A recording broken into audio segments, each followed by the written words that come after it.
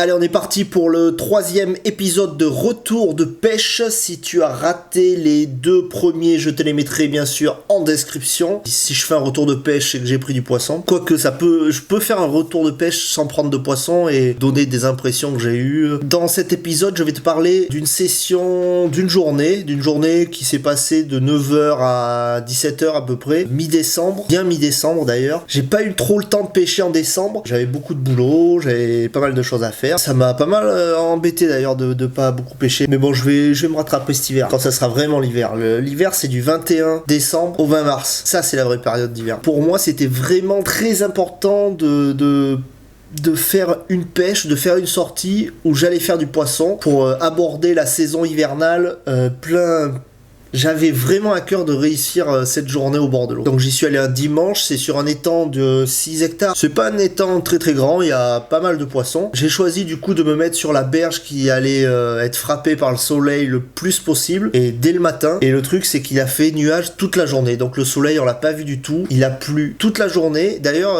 qu'il ait plu c'est plutôt bon, parce que du coup les températures s'étaient vraiment relevées par rapport aux nuits et aux journées précédentes. Il avait même gelé dans les nuits avant. Il faisait froid, mais bon, c'est salé, mais il a beaucoup plu. Le problème, entre guillemets, de cet étang, c'est les oiseaux. Les oiseaux, c'est vraiment là-bas, c'est des charognards. Il y a des foulques, il y a des canards, il y a des cormorans, il y a des flamants roses, il y a du pivert, il y a je sais pas, il y a tout.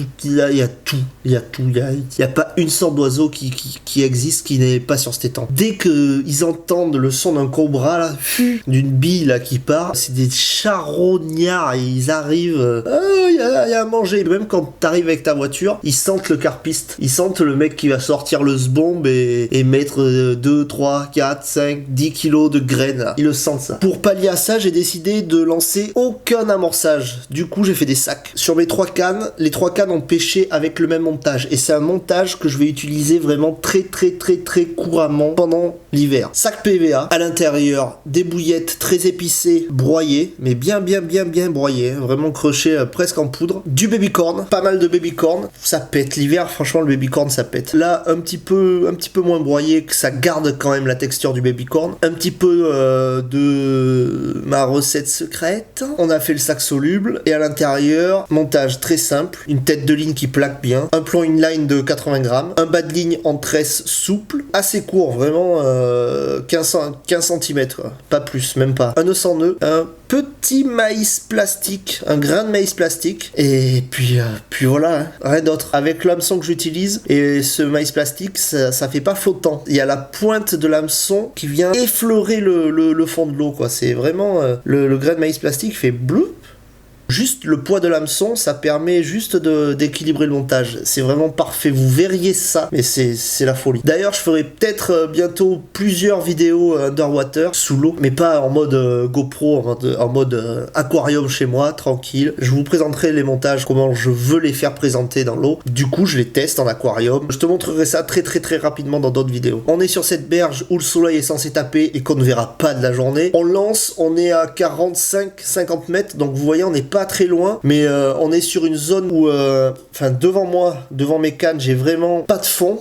Ça descend petit à petit, et si je fais 4 ou 5 mètres sur la gauche de mes cannes, pouf, ça va venir plonger quasiment directement. C'est-à-dire que je pèse sur une zone, c'est quasiment un tombant, quoi. C'est un tombant sur les profondeurs, et je pense que c'est vraiment un coin de passage pour les carpes en cette période, qui vont aller se caler là dans les profondeurs, ou qui veulent remonter s'il y a un peu de soleil. Je pense que c'était le bon filon de se mettre par là. J'ai mis mes 3 cannes assez resserrées. 2 heures après, je fais un premier poisson. Donc départ, j'étais pire qu'heureux. Un beau poisson, une belle miroir, des magnifiques couleurs, du jaune vers l'orange quasiment flashy, super poisson, pas abîmé du tout, un beau poisson, j'étais vraiment content. À un moment je me suis interrogé à me dire, est-ce que je vais mettre quelques billes du coup, s'il y a du poisson en fait pour le garder là-dessus, si c'est pour avoir les oiseaux là qui vont venir plonger, replonger là sur mon amorçage. J'ai réfléchi et je me suis dit non mais t'es con, reste sur ton idée première qui était de pêcher dans la zone où t'avais choisi de pêcher, avec des sacs, tranquille, tranquille, t'es pas emmerdé, et puis ça marche. Pourquoi tu vas changer? Ça fonctionne. T'as une pêche qui est que de quelques heures sur une journée, ça a fonctionné, mais continue là-dedans. Deuxième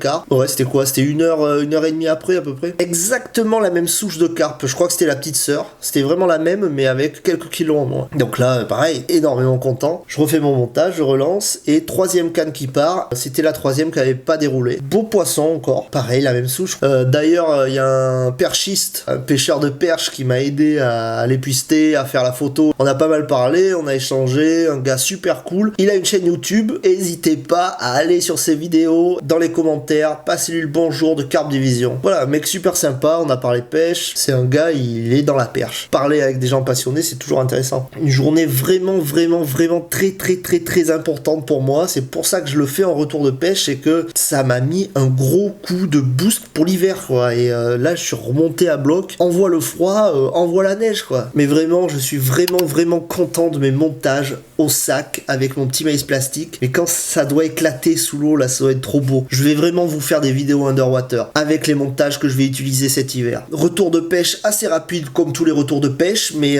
très essentiel parce que c'était une journée de pêche très importante pour moi. Enfin bon bref, en attendant, attends, il est où Einstein? Il a sauce. Surtout, garde dans un coin de ta tête que c'est en pêchant qu'on fait du fish. Einstein, mon pote.